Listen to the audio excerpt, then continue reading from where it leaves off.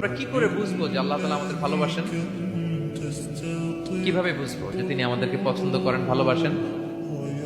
এটা বোঝার কিছু সিস্টেম আছে। এক নম্বর সিস্টেম হচ্ছে আপনি জাস্ট দেখুন যে আপনি নিজেকে কোন কাজে ব্যস্ত রেখেছেন।